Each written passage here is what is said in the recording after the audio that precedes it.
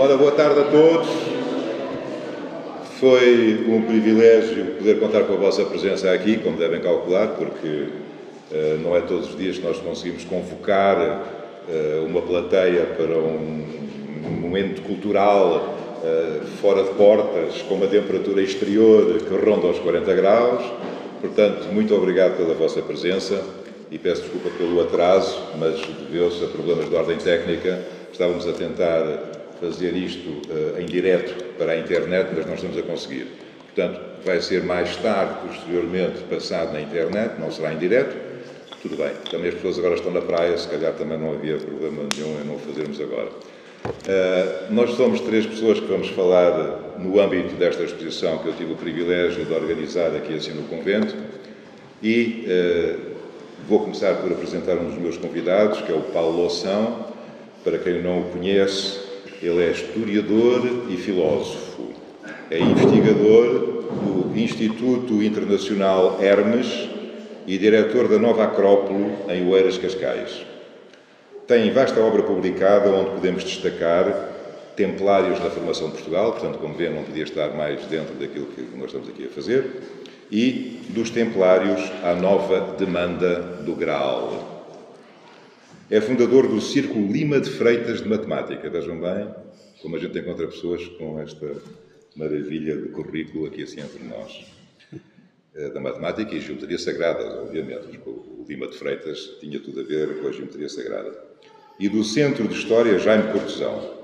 Neste momento está a desenvolver o projeto Ulisses de Viagens, e são viagens às grandes civilizações do passado, tais como o Egito, a Pérsia e a civilização maia do outro lado do Atlântico. Portanto, minhas filhas e meus senhores, Paulo Loção, muito obrigado pela tua presença e boa palestra. Ok, muito obrigado. Okay. Muito boa tarde a todos. É claro que é sempre com alguma comoção que se fala aqui neste espaço, não é? Que tem séculos de história e que já passou pelo menos por 3 fases muito importantes. Agradeço o convite do Luís Vieira Batista e felicito a sua iniciativa, não é? Assim, de uma exposição imprevista aqui no Convento de Cristo, em Tomar, lugar muito importante da nossa história e do nosso imaginário. Estive há pouco a ver a sua exposição, os seus quadros, os seus temas. Já conhecia o seu interesse ecológico de um texto que li há cerca de uns 10 anos, e nesse texto o que mais me impactou foi realmente o seu amor pelos lobos. Que ele tem, penso que ainda terá, mas pronto, nesse texto achei muito interessante essa fase. Agora vem aqui a questão dos oceanos, que o nosso senhor comandante irá falar de seguida, José Mesquita. Mas impressionou-me especialmente o filtro luminoso. Pronto, se houvesse uma obra... No geral, eu não gosto de arte conceptualista. É assim, eu considero um quadro, uma escultura, ou é belo ou não é belo. Para mim, não precisa de explicação. Mas ali, realmente, a ideia está bem captada. Não deixa de ter a sua beleza, porque se não tivesse beleza, não é. Porque senão uma pessoa punha um quadro e punha 3,14. Ou punha 3,14 igual a falado. Não é arte, não tem beleza. Para mim, a arte tem que ter beleza, e o Luís Vieira Batista faz parte dos poucos pintores que eu conheço que procuram o belo. Eu penso que isso é natural, que depois há ideias que se queira transmitir, mas tem que ser com arte. É como a música, não é? O Beethoven tinha muitas ideias para transmitir, mas tinha que convocar as musas. Aliás, como fez Homero e como fez Hesíodo. E, portanto, sem as musas não vale a pena viver. E então, diz aqui há aquela ideia, como há pouco nos disse aqui o nosso comandante, que sem os oceanos não há vida, ouvi várias vezes, e eu venho aqui dizer que sem musas não há vida. Sem musas. Quer dizer, vamos viver uma vida sem musas, sem arte, sem entusiasmo. Entusiasmo vem do grego antigo enteos, Deus dentro de nós. sem arquétipos, sem ideal.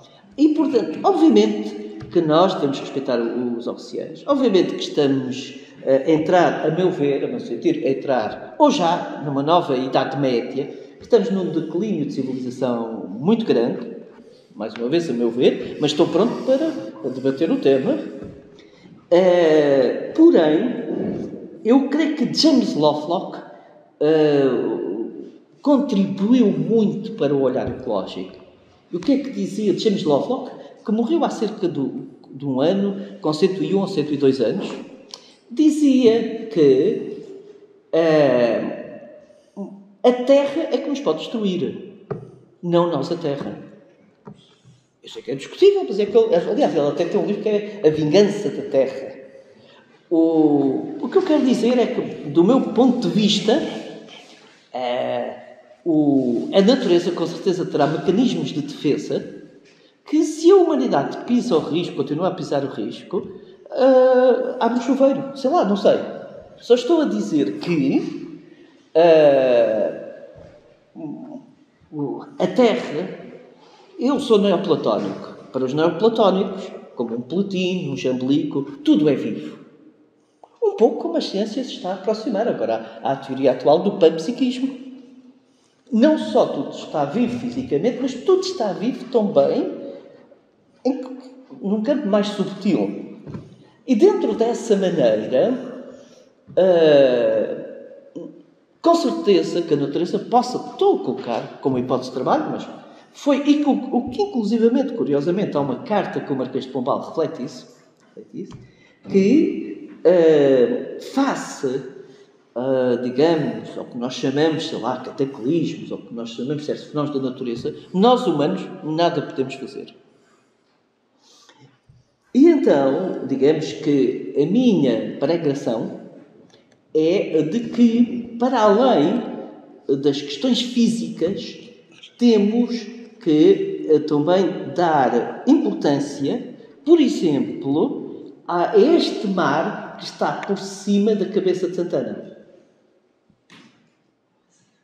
Estão a ver aqui, Notre-Dame de Paris? Santana, alguns dizem que é a alquimia, a sabedoria, pronto. Tem a escada de 9 degraus, para chegar até essa sabedoria. Tem o livro aberto, como hoje vimos na batalha no Político de São Vicente, não é? O Político de São Vicente tem o livro aberto, e no outro lado tem o livro fechado. Tem o livro aberto e tem o livro fechado. Ora, eu creio que nós devemos fazer um esforço para tentar captar algo que esteja no livro fechado. E então, a tradição portuguesa de domínio dos oficianos é uma coisa absolutamente épica, maravilhosa, não é? E se muito mais houver, os portugueses lá teriam chegado, como disse o Camões. E eu creio, ou pelo menos sinto isso, pelo menos como o meu desígnio, que há que buscar agora as Índias espirituais, como disse o Fernando Pessoa. Fernando Pessoa era um grande leitor de Shakespeare e leu A Tempestade, não é? E A Tempestade, onde tem aquela frase, a matéria da qual os sonhos são feitos. E, portanto, ele disse que a novas navegações, o tal quinto império, se quisermos, teria que ser encontrar as Índias espirituais. As físicas já estão encontradas. É preciso ir mais além. Então, eu vou começar, pelo menos, com esta simbologia de que há os oceanos, que todos conhecemos, não é? E há outra dimensão, que também era simbolizada muitas vezes pelo mar, pelos oceanos. Aqui temos o Oannes da Mesopotâmia, que é o homem-peixe, estão a ver? E então ele vivia no oceano, depois vinha ensinar as artes, as ciências aos humanos. No fundo é uma versão da Mesopotâmia do Prometeu da Grécia. Mas esse oceano não era um oceano físico, com certeza. Ele vinha de um oceano espiritual. Se ele vinha ensinar as artes e as ciências. Portanto, eu creio que o Luís Vieira Batista, nesse filtro luminoso, porque este filtro luminoso é... O filtro luminoso o que é? Ele desenha a cruz templária, ou a cruz orbicular, porque, como sabe, a cruz templária eu conheço-a na estátua do rei Samsi Haddad, século IX a.C., Museu Britânico. Essa cruz, nós dizemos que é templária. E então, onde está a cruz templária, os corais têm vida. Onde não está a cruz templária, não têm vida. Eu creio que está aí a questão. Porquê que essa cruz templária dá a vida? O que é que dá a vida? Não é? O Aschenbach, não é? Quando o Parsifal fala com o Trevisan, diz que é uma pedra. Que é uma pedra que caiu no céu. Tudo o que toca na pedra renova-se. Estou a falar do Parsifal, do Wolfram von Aschenbach. Ou seja, que eu creio que mesmo para resolver o problema ecológico, temos que encontrar a pedra que dá a vida. Lapis exilis, se não me falha a memória. E temos que encontrar as Índias espirituais. Temos que ir mais longe. E então, como até aqui no catálogo, que está muito bem feito, a exposição, a diretora do Convento de Cristo fala de um termo que eu também gostei muitíssimo, que é espiritualidade ecológica. Eu gosto, ou ecoespiritualidade, se quisermos ser. Pronto. Segundo o meu ponto de vista, sem nós reatarmos uma relação espiritual com a natureza, o problema ecológico não está resolvido. Enquanto houver um Ministério dos Recursos Naturais, há problema ecológico. Porque a natureza não é um recurso. A natureza é vida. Os rios são vida, não são recursos. Os peixes, há este ciclo de vida e morte, não é? O tigre, caça a gazela, tudo isso faz parte da vida. Mas a natureza não é um objeto colocado ao serviço do homem. Aí Descartes estava enganado, e há, aliás, estou-me a lembrar das raízes, não é? Até um texto das raízes religiosas do problema ecológico, escrito há 60 anos, na Nature, que continua muito atual. A nossa visão do mundo é que tem que mudar. Porque quando considerarmos que os carvalhos, os rios, os animais, são nossos amigos, fazem parte da nossa família cósmica, gradualmente o problema ecológico irá desaparecer, segundo o meu ponto de vista. E então lembrando de falar aqui do Green Man, do Homem Verde, da máscara de folhagem, que aparece constantemente nos monumentos templários, nos monumentos românicos, e que, na minha ótica, esse Green Man, esse Homem Verde, fala de um contacto que, pelo menos até o final da Idade Média, existia entre as comunidades e uma parte mais subtil da natureza. Antes disso, vou falar do outro Homem Verde, que eu acho que é um tema muito giro, muito interessante. Temos aqui outro Homem Verde, Khidr. Este Homem Verde é um enigma do Islão. Do Islão xiita. O Islão xiita é um Islão muitíssimo mais culto. E olha, vou-vos mostrar aqui. Vejam que está em cima de um peixe, mais uma vez, a simbologia do peixe, do mar. Tem um peixe na mão. E tem um peixe na mão, em cima. Pronto. E aqui, curiosamente, ele está reunido com Alexandre Magno. Iskander. Alexandre Magno, além de herói, é considerado profeta para o Islão. E então, o peixe está numa água, da fonte, chama fonte da vida, essa água que regenera. Então, no fundo, estão ali numa fonte da vida, o Homem Verde, Khidr e Alexandre Magno. É uma figura até interessantíssima. O Homem Verde é um homem que ensina, é chamado também o Anjo da Terra, que ensina grandes mestres, grandes heróis. Uma figura muito especial. Falo disso por curiosidade. Aqui, esta imagem encontra-se em Philae, o templo de Ísis, de Philae. Ísis também não deixa de ser natureza no Antigo Egito. E é, a meu sentir, muitíssimo interessante. Porquê? Porque o deus Nilo, portanto, é uma gruta, está depois protegido como se fosse por uma serpente, não é? E está o deus Nilo. E o deus Nilo tem 2 copos. Um copo é do Nilo Celeste, das águas celestes. E o outro copo é das águas terrestres. Ou seja, para os egípcios antigos, ali na zona do Assuão, havia uma gruta, talvez miticamente em Elefantina, em que o Nilo terrestre se unia ao Nilo celeste. Naturalmente, eles sabiam que o Nilo continuava pelo sul. Mas, em termos míticos, havia uma união entre o Nilo terrestre, nessa gruta, e o Nilo celeste. Ora, o que eu penso é que hoje perdemos a ideia dessa relação entre o Nilo terrestre e o Nilo celeste, entre o mar terrestre e o mar celeste. E é essa reunião que eu penso que o Fernando Pessoa convocava. Ora, vou passar à frente. E aqui então temos o nosso amigo Green Man. Eu gosto muito deste Green Man, que está no Mosteiro da Batalha.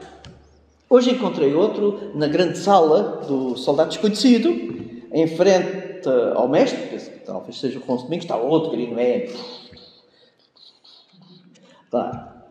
Sai folhagem por aqui, quer dizer, é a renovação da natureza.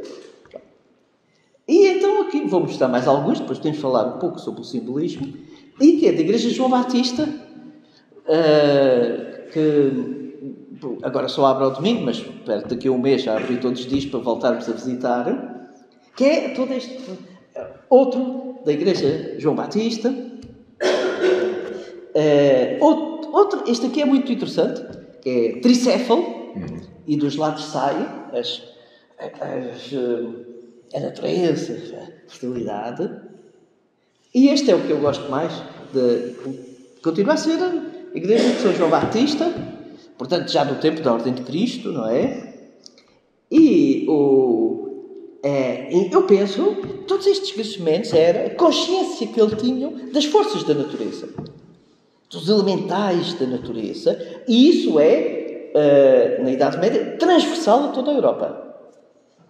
Há estudos sobre o Green Man em toda a Europa. Temos aqui este que sai, parece uvas, não é? Pronto. Continua a ser a Igreja de São João Batista. Este é o dragão. O dragão já remete para outro simbolismo. Aqui sai uma folha, mas temos ali o dragão do Pórtico Sul, que sai a própria árvore da vida, ou sabe, um carvalho. O carvalho sempre foi uma árvore sagrada. Aqui no próprio Convento de Cristo, uma forma já um pouco diferente. Ora, hoje vamos passar. E este aqui, que é semelhante, embora lembre a máscara de folhagem, é da Mesopotâmia. Portanto, é uma tradição que já vem de muito antes. Que esta ligação, estas forças da natureza. Este aqui está no maravilhoso túmulo de Dom Fernando, nas ruínas do Carmo. E este aqui é o Deus Bran, o gigante benéfico, Deus Bran dos celtas. Isto faz-me lembrar, mas podemos ver o próximo, que este, de uma fonte, se não me falha a memória, de uma igreja francesa, sim, é Saint-Denis, e que tem o Silvano. O Silvano é uma forma de pão. E havia a tradição de que mais já no final do Império Romano, Pan tinha morrido. O Pan tinha adormecido. E eu creio que para resolver, pelo menos a longo prazo, o problema ecológico, temos que ver como é que podemos voltar a despertar Pan. Mas até ao final do Império Romano, o Pan estava vivo. Deve haver uma maneira. Eu creio não tenho como vos provar, mas estou convencido que haver tantos Green Men, ou haver tantos homens verdes, máscaras de folhagem, no mundo dos templários e nos sítios em que eles estavam, já que estamos num sítio templário, não é? Com toda esta envolvência, eu creio que no tempo deles, ou pelo menos num certo período, o PAN voltou a nascer. E eu creio que, sentindo os seus lugares, estudando a sua simbologia, estudando também o mundo dos franciscanos, eu quando visito, em Sintra, o convento dos Capuchinhos, que eles dormiam naquelas casinhas de 1 metro quadrado e tinham lá um laboratório, eu sinto que o PAN ali esteve vivo. Não tenho, mais uma vez, como vos provar. Mas eu creio que nós, viajando por os locais naturais, por esses locais que têm muita força, desde o mar à serra, aos riachos com água cristalina, talvez ainda possamos sentir um pouco desse PAN, ou seja, de uma força da natureza que é invisível aos olhos. Já sabemos que o essencial é visível aos olhos, como dizia Antoine de Saint-Exupéry, e se conseguirmos, já não estamos, digamos, subjugados a uma visão inteiramente física ou materialista do mundo, uma visão calculista do mundo. Eu creio que, como muitos outros problemas que hoje temos, vêm de uma visão calculista do mundo, e enquanto, dentro da minha leitura da pandemia, dos sinais que temos, é de que nós, se quisermos manter o nosso entusiasmo interior, talvez tenhamos que reestruturar completamente o nosso sistema de viver. Em que, digamos, dentro da nossa escala de valores, os bens metafísicos passem a ter muito mais valor que os bens físicos. Uma conversa que sentimos sintonia com um amigo não tem preço. Estar a ouvir uma cascata de águas límpidas e sentir-se que estamos em comunhão com a natureza não tem preço. E, portanto, ouvir uma música bem tocada, sobretudo acústica, segundo a minha visão, não tem preço. Ou seja, se mais pessoas ouvirem, não se perde. Um bem físico, temos que o compartilhar, não é? Um bem metafísico pode ser expandido. Uma poesia pode ser partilhada por 1 milhão de pessoas e não tem que se partir em 1 milhão. Essa poesia é sentida por 1 milhão de pessoas. Já que estamos aqui dos templários, não é? Que diziam nada para nós, tudo para a glória do teu nome, eles, a sua grande riqueza era uma riqueza invisível. Porque, sobretudo os templários de França e de... Vou pôr aqui o Abraxa, já que estamos a falar dos templários. Olha, até vou pôr aqui. Tanto em França como em Inglaterra, dentro dos estudos que se fizeram, estou-me a lembrar de um estudo muito consistente sobre os templários como, não sei se se pode dizer, guardiães do tesouro, não houve praticamente corrupção em 200 anos. Houve um caso ou dois. Guardavam muitas vezes, até cobravam impostos. O tesouro do rei de França, o tesouro do rei de Inglaterra. Porquê que não houve corrupção? Porque, a meu sentir, eles tinham algo que os enriquecia que não era material. Tinham um ideal, tinham algo que lhes dava, digamos, vontade de viver, e então mantiveram a sua fidúcia, não é? A sua lealdade. Quer dizer, quando se entregava aos templários, algo podia-se confiar neles. E também, depois, quando cai São João de Acre, são os próprios adversários que dizem que quando cai uma muralha, que os templários fazem muralha. E morrem aqueles que fazem muralha, vêm outros. E morrem esses, vêm outros. E, portanto, essa coragem tinha de lhe vir de algo. Esses templários que existiram, a meu sentir, de 1120, 1118, como queiram, a 1314, para mim, porque tudo acabou, 18 de março de 1314, não é? Quando Jacques Molay e outros dirigentes são queimados a olhar a Notre-Dame de Paris. Assim que eu me recordo, realmente só voltou a haver em muitas situações épicas da Cavalaria dos Mares. Maio de 1415, se quisermos dizer, ou foi um século, mais ou menos. Não, ou até, aí também houve muitos casos em que havia uma convicção absoluta que havia algo pelo qual se podia entregar a vida.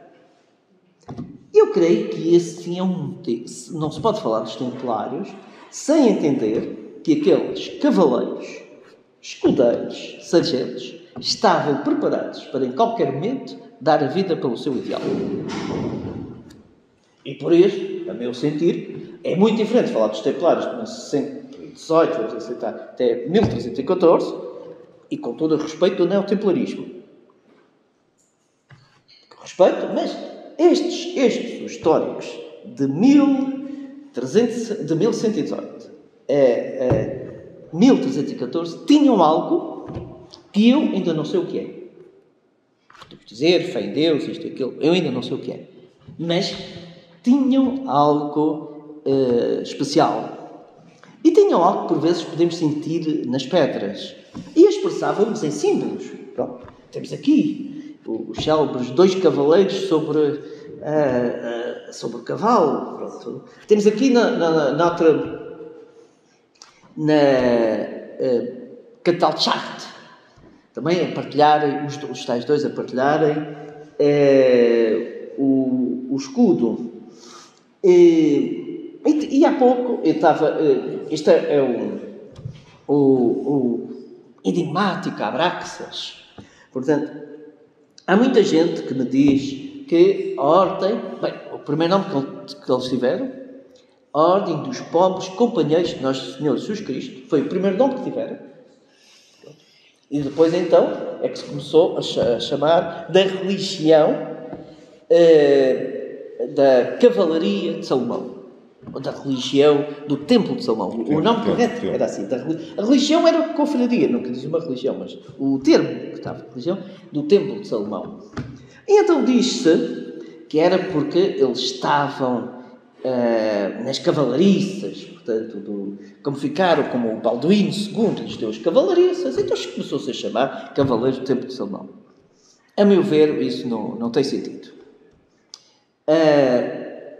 Não tem sentido porque, mesmo aqui, no primeiro foral, ou no segundo foral, que o Galdim Pai está a tomar, ele diz algo assim: amai a justiça, como diz Salomão, vamos supor. Ou seja, a sua ligação simbólica ao Templo de Salomão era real. Quer dizer, era ideológica. E talvez tenha a ver com o mistério de João Batista, aliás, tão bem pintado, que eu depois irei pedir autorização para o meu próximo livro, porque vou dedicar um capítulo aos joanitas, aos esquecidos joanitas, que eram gnósticos e que seguiram depois a sua própria linha, e ainda existem alguns, curiosamente.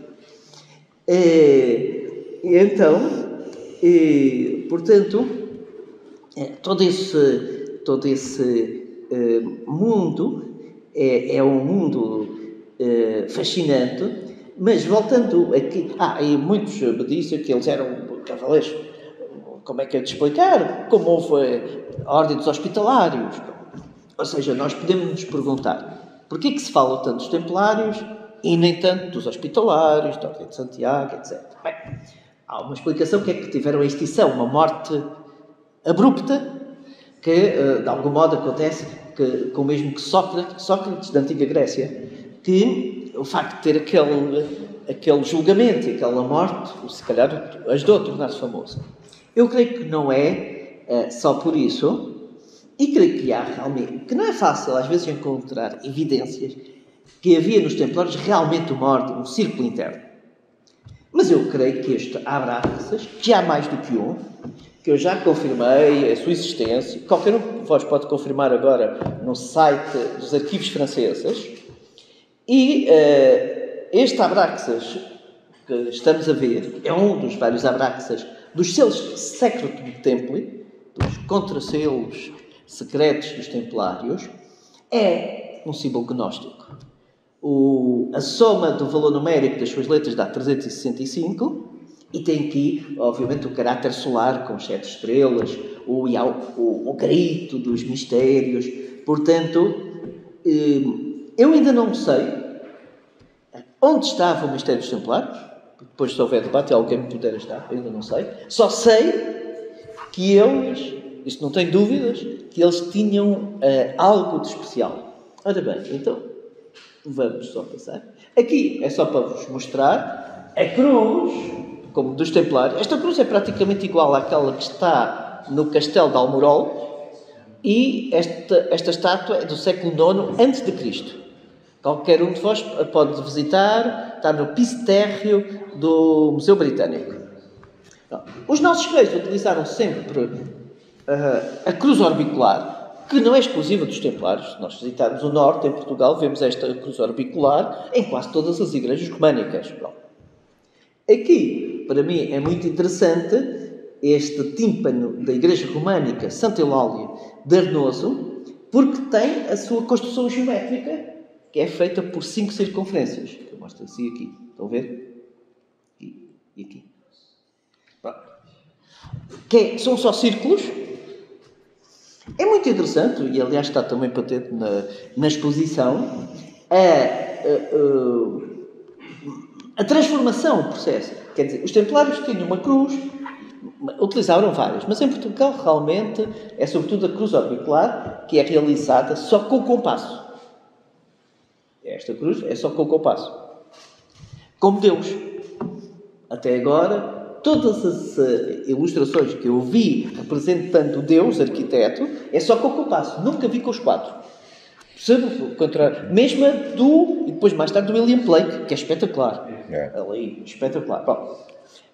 Porque Deus designa as ideias são circulares.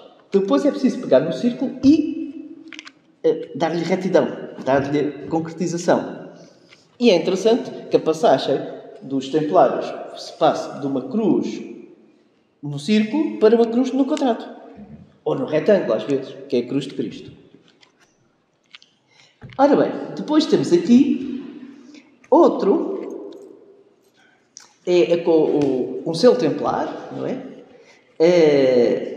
Em que está aqui, que podemos ver o Templo de Salomão, mas o que está aqui representado, vejam pela abóbada, é a cúpula do Rochedo, que já existia, que a cúpula do Rochedo é dos monumentos mais antigos de todo o Islão, feito poucas décadas, começado a fazer no máximo um século depois de Maomé morrer, octogonal, que cá está o Rochedo, cá está o seu caráter octogonal, e não deixa de ser muito que eles chamam Templo de Cristo esta cúpula, e tenham colocado esta cúpula nos seus selos. Bom, não vou desenvolver agora, mas considero muito sintomático. Passo agora para, que hoje infelizmente não podemos ver, mas espero que daqui a uns meses possamos ver novamente. Esta pedra, Gênio Muniquipis, é a base de sustentação da torre de homenagem que está aqui em Tomar, que, segundo o Mário Barroca, pensa-se que seja a primeira torre de homenagem, que com certeza eles devem ter trazido de Célio, ou seja, que é uma pedra romana, que traduzindo podemos dizer que é ao espírito lugar, e eles vão construir, a partir desta pedra, toda a torre de homenagem com base nas raízes, com uma pedra romana. É também algo que me parece muito interessante. Ok, então, já finalizando, passamos aqui para outra parte, que depois enlaça com o Manuelino, mas deixamos para outras comunicações. Este é um marfim que eu fotografei no Museu do Louvre, que remete a uma tradição do Cristo andrógino. Me parece muito interessante, porque esta ideia do Cristo andrógino está já claramente tipificada no Evangelho de Tomé. Quando diz, quando fores homem e mulher ao mesmo tempo, quando os dois for um, ou seja, que para a antiga tradição alquímica e não só, o sábio era um tipo andrógino, era aquele que conseguia sintetizar em si todo o masculino e feminino que tinha. Então o que é que temos aqui? Temos um Cristo andrógino, que tem o símbolo do coração, que faz lembrar a filosofia do coração, não é? Que tem o símbolo do coração, que tem o Sol e a Lua, portanto, que nos fala sobre a conjugação dos opostos. E esta simbologia alquímica está claramente na arte manuelina, que vai já no tempo da Ordem de Cristo, mas que, a meu ver, veio encerrar um ciclo, ou se quisermos, um duplo ciclo, mas encerra o ciclo, que foi o primeiro ciclo da monarquia guerreira dos Templários e o segundo ciclo da Ordem de Avis, até, vamos aceitar, Dom Manuel I. Embora, a meu ver, o último grande líder da nossa história foi Dom João II. A partir do momento que entra a Inquisição, houve, a meu sentir, um corte ideológico que está bem expresso aqui, no lugar em que estamos, pois porque todo o coro manuelino foi tapado. Quer dizer, havia que tapar toda aquela simbologia. Ora bem, agora, avançando, falando dos Templários, eu creio que é inevitável falar do seu espírito de tolerância, pelo menos em certos momentos, do seu aspecto ecuménico. A Simonetta Serrini, que neste momento me parece um dos melhores investigadores da Ordem dos Templários, também já detectou essa questão com vários exemplos, mas existe sempre o exemplo clássico do Emir Usama, em que diz que os tempos Emir Usama, portanto do Islão, não é? Em Jerusalém, que estava a rezar em direção a Meca, e chega lá um franco, para ele um bárbaro, não é? Que o coloca em direção ao Oriente, e é um templário que defende e que faz a guarda do Emir Usama, e o Emir Usama depois escreve mesmo: os meus amigos templários não são como estes bárbaros francos que veem por aí. E nós temos aqui na igreja João Batista, que muitos de vós conhecem, claro, obviamente, mas para os que não conhecem, creio que é bastante interessante conhecerem, o Melquisedeque e Abraão, um quadro do Gregório Lopes, que é já do século VI, que é já do século XVI, passou a Inquisição, felizmente, é um quadro muito interessante, que de Melquisedeque lembra as palavras muito enigmáticas de São Paulo, em que São Paulo diz que Cristo é sacerdote segundo a ordem de Melquisedeque, que não tem princípio nem fim.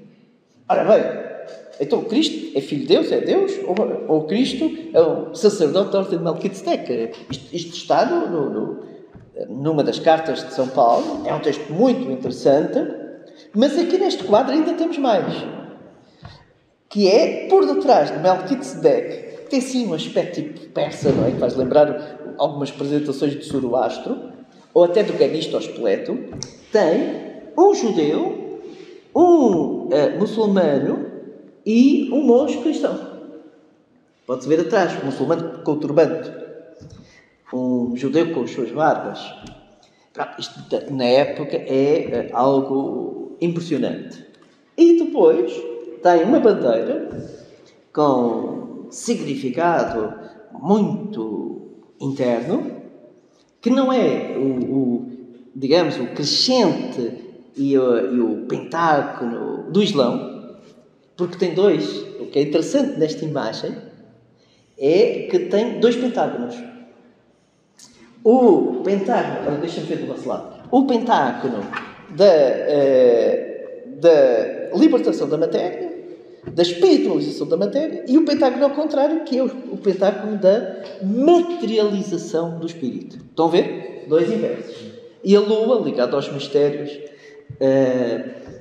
da noite. É uma imagem que esperemos que muito brevemente vão abrir diariamente a igreja de João Batista, e eu animo vivamente a visitarem.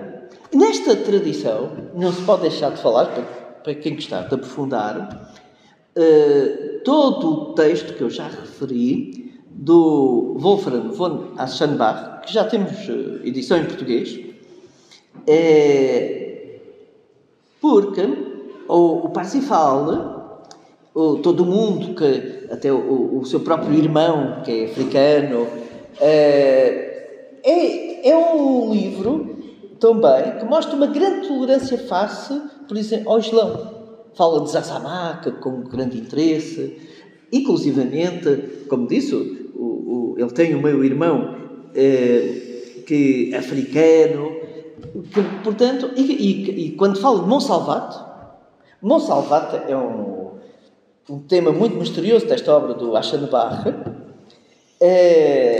Fala, quem são os guardiães? Os guardiães são os templários.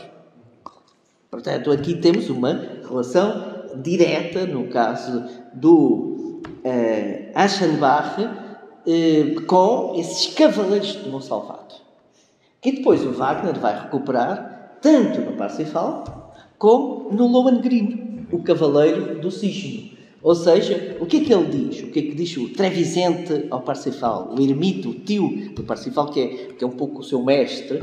O que é que ele diz? Que estes cavaleiros são cavaleiros especiais. Só o céu... Ninguém pode ser cavaleiro de Monsalvat se o céu não o chamar. Em todas as sextas-feiras de Páscoa, deixa a pedra, escreve-se na pedra, o lápis exílio, o nome daqueles que vão ser chamados. E homens e mulheres, segundo o texto que lá está, esses podem ir para Monsalvat. E depois, de Monsalvat, dão-lhes missões. Dão-lhes missões e voltam.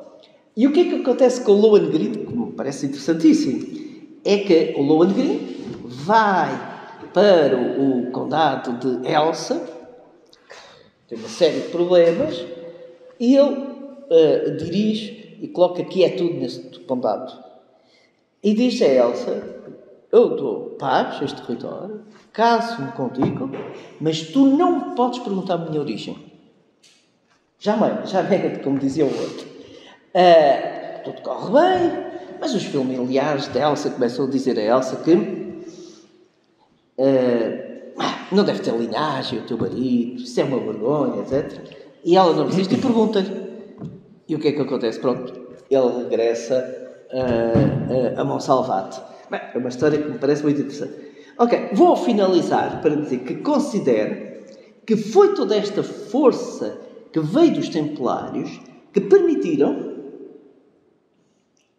passar disto que estamos aqui a ver, que tem a mão do sistema de desinformação do Dom João II, a isto. Vejam como é que está. Isto tem diferença 10 anos, mais ou menos, 12 anos. Podia buscar outros mapas que eram piores. Aqui do Henrique com os martelos. Vejam isso.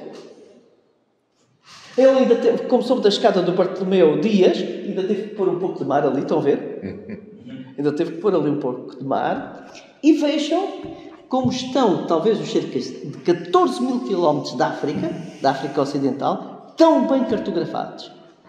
Este mapa é o dito Cantino, não é? De 1502. Ou seja, de 1415, ou se quiserem 1418, até 1502, os portugueses cartografaram com um espírito científico impressionante.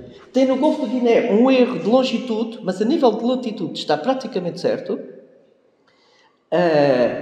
E eu creio que, obviamente, que foi ciência, obviamente que foi metodologia científica, mas obviamente que foi também um grande sentido de missão e que realmente a Ordem de Cristo primeiro e depois, neste caso, a Ordem de Santiago, tiveram um papel importante para realizar este feito notável.